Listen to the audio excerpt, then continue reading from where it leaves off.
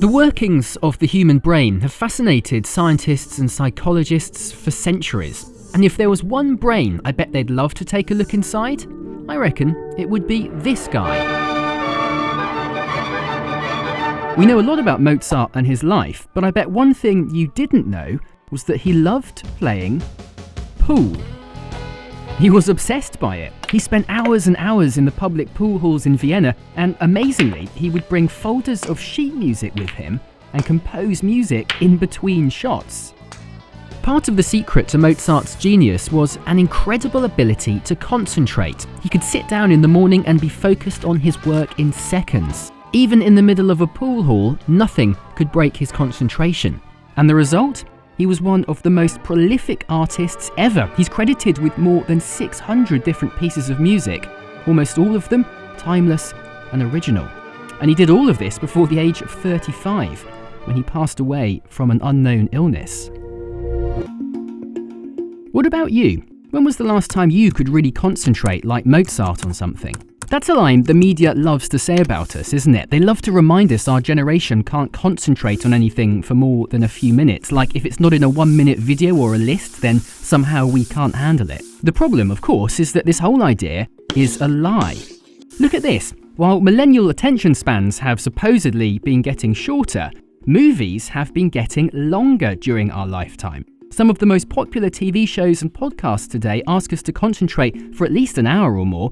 We manage that just fine. No, it's not like our generation was born with uniquely distractible brains or something, but there is something going on, and it turns out the answer is staring us right in the face. Scientists and the media often like to point a finger at technology. They say computers, laptops, smartphones all make it harder to concentrate. But if you take a step back, you see that scientists and the media have worried about pretty much every new technology. They said the same thing about TV back in the 1950s and about radio before that. 100 years ago, people were scared movies would stop people being able to read books.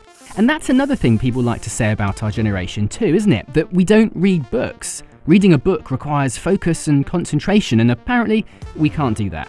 Which, if you think about it, is kind of ironic. You see, when Gutenberg perfected the printing press back in the 1440s, it led to this explosion in publishing.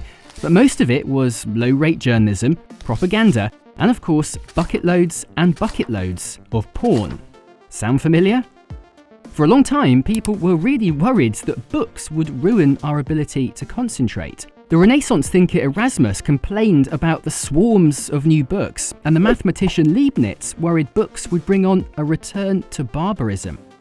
And we can keep going back even further. Long before printing was invented, some of the great philosophers in ancient Greece thought even writing something down was bad for the brain. Socrates once claimed that it would weaken men's minds and bring forgetfulness into their souls. Ironically, we wouldn't know he'd said that unless someone had written it down. And seeing as we're on a roll, why not keep going? Because you can argue that actually our brains have evolved to be easily distracted. It kept our ancestors alive. That's the easy answer anyway. It kind of lets us off the hook. The truth is a bit more complicated and a lot less comfortable. Let's back up to 1997, right when the internet was starting to pick up. A guy called Jacob Nielsen carried out some research into how people read online. His conclusion? They don't. Like I said, the answer's been staring us in the face this whole time, or rather, we've been staring at it. It's got a lot to do with this thing. The link. The hyperlink is one of the fundamental mechanisms of the internet, and it's inherently distracting. Every new link, every new button is a decision, a temptation, a distraction. Take a look at this article on the website for The Atlantic magazine. It has more than 75 links in it, 75 little decisions to make, 75 interruptions to our concentration, and it's on an article warning us about the problem. You see, we're not a distracted generation, but we are distracted when we're using a web browser. And when more and more of us do our work inside a web browser, that's a big problem. But it doesn't really make sense for browsers to be distracting though, does it? Until that is, you follow the money. Here's Google's increasing revenue for the last 6 years. In 2014, they made $66 billion, and almost all of it comes from advertising.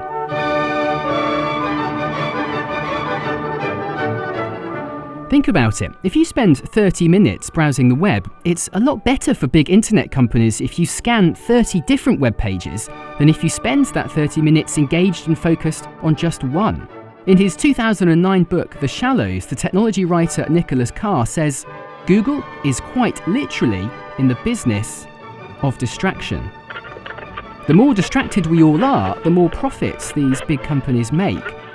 It's a strange thought, but if you haven't been able to concentrate for a while, maybe it's because someone doesn't want you to. You know what? Mozart had it easy.